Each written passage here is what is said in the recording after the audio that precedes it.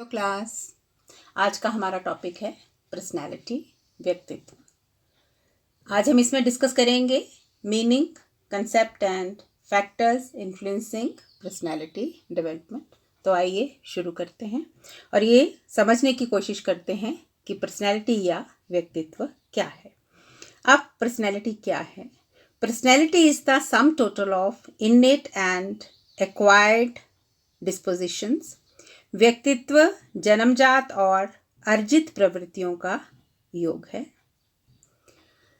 हम जो कुछ हैं तथा जो बनना चाहते हैं वह सब कुछ हमारे व्यक्तित्व के अंतर्गत आता है। What we are and what we hope to become is our personality.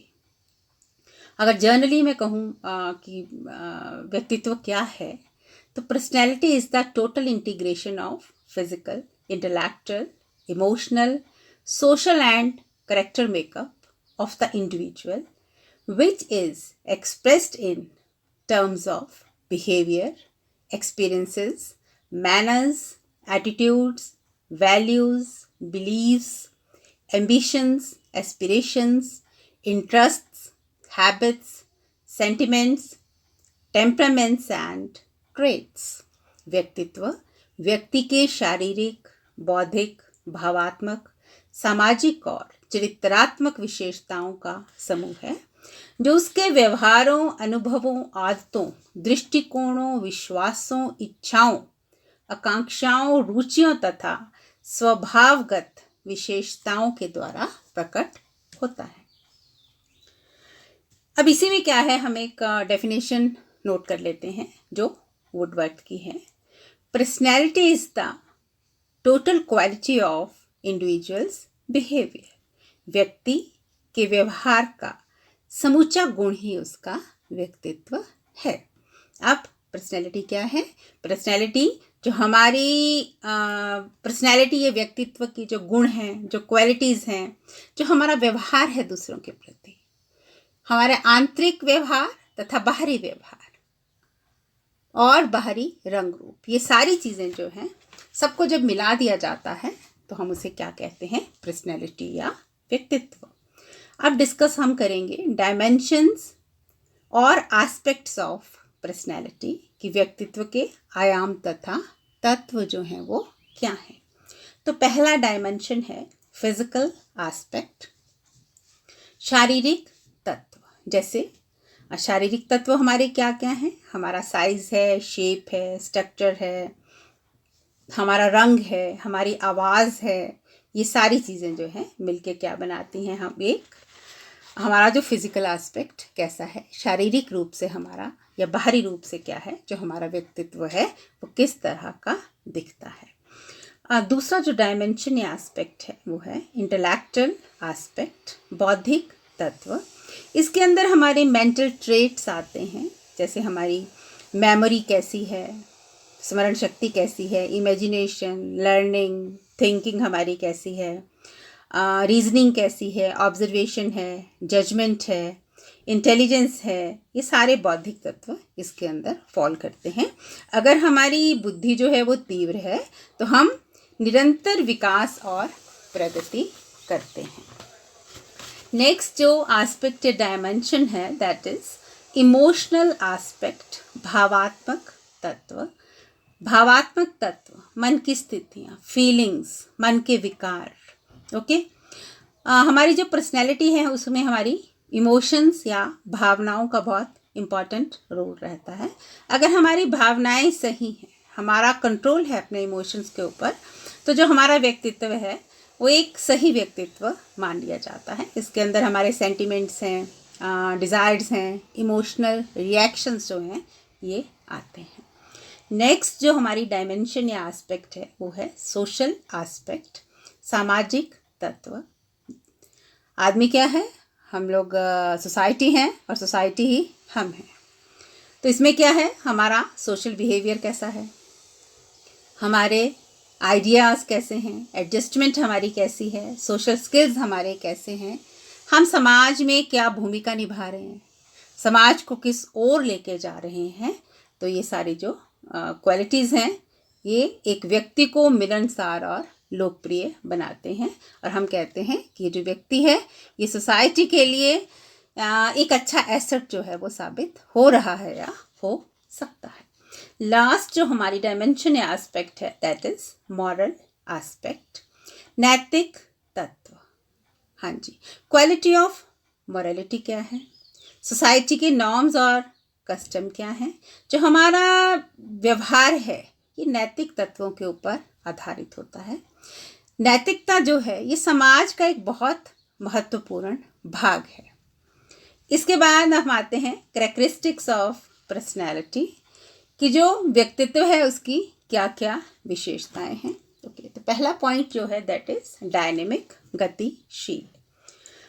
अब पर्सनैलिटी क्या है, ये गतिशील है, ये डायनेमिक है। It is in the process of change and modification. ये चेंजेबल है, डायनेमिक है, एवर ग्रोइंग है, एवर चेंजिंग है।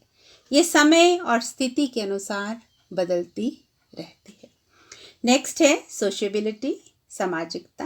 Okay, society plays an important role in the shaping one's personality. हमारे व्यक्तित्व को शेप देने में, आकार देने में हमारा जो समाज है वो बहुत बड़ा रोल प्ले करता है। जैसा समाज होगा उसी तरह के क्या है हम यंगस्टर्स हैं, बच्चे हैं, वो बना सकेंगे, उनके अंदर उसी तरह की कैरेक्टरिस्टिक्स हम डाल सकेंगे। देन यूनिक, अनुपम। ओके, अब यूनिकनेस जो है ये हर एक की पर्सनैलिटी का एक एस्पेक्ट है। हर कोई दूसरे से भिन्न है और अपने आप में हर कोई यूनिक है। Next is ability to adjustment, समायोजन की योग्यता।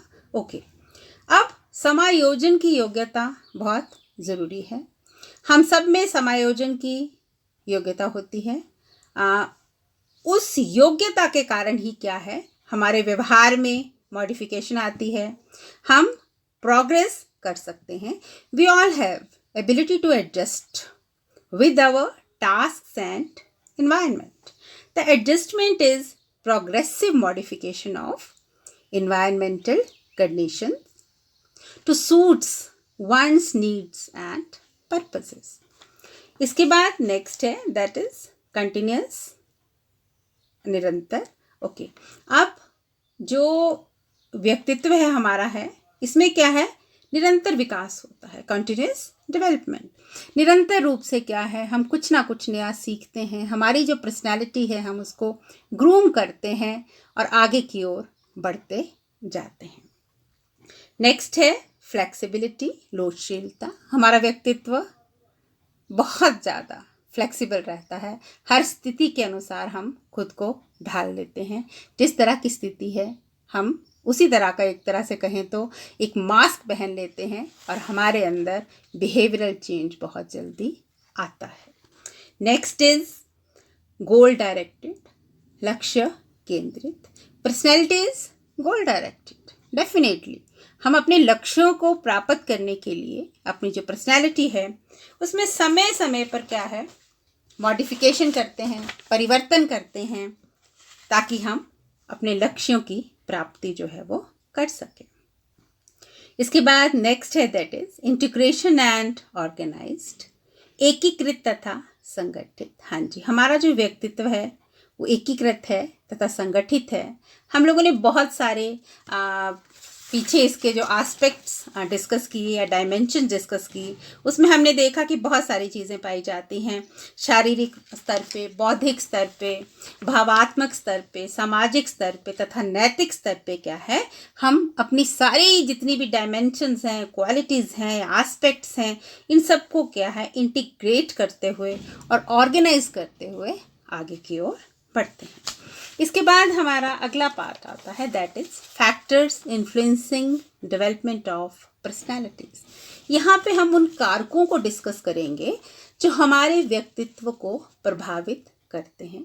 इसमें 3 तरह के फैक्टर जो हैं वो आते हैं। हेरिडिटरी फैक्टर, जिन्हें हिंदी में हम वंशानुक्रम कारक कहते हैं। दूसरी प्रकार है इन्वायरमेंटल फैक्टर्स, वातावरण संबंधी कारक।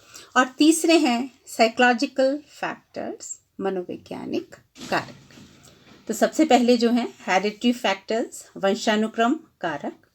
ओके, जो हमें हमारी शारीरिक संरचना मिली है, रंग रूप, कॉम्प्लेक्शन है, हमारी हाइट है, हेल्थ है, इवन इंटेलिजेंस है, ये सारी चीज़ें क्या हैं, हेरिडिटी के अंदर आती हैं। ये हम लोग इन्हें हम जेनेटिक क्वालिटीज़ कह सकते हैं, हेरिडिटरी फैक्टर्स कह सकते हैं, जो हमें हमारे वंश के द्वारा प्राप्त होती हैं।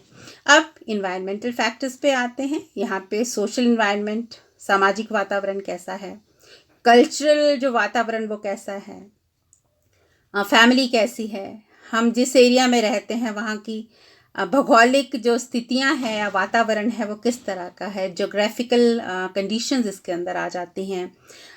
देन इसमें ही हमारा नेबरहुड है, फ्रेंड्स हैं, रिलीजियस इंस्टीट्यूशंस हैं, ये सारी चीज़ें इन्वायरमेंटल फैक्टर्स में आ जाती हैं कि किस तरह के वातावरण में हम रहते हैं, और ये कारक भी क्या है, हमारे व्यक्तित्व को प्रभावित करते हैं।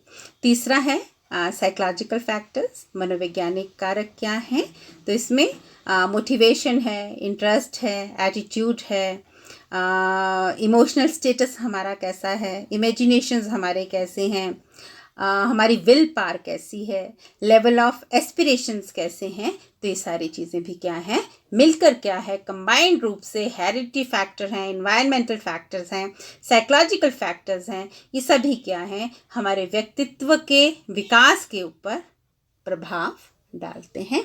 तो आज के लिए इतना ही। Thank you so much.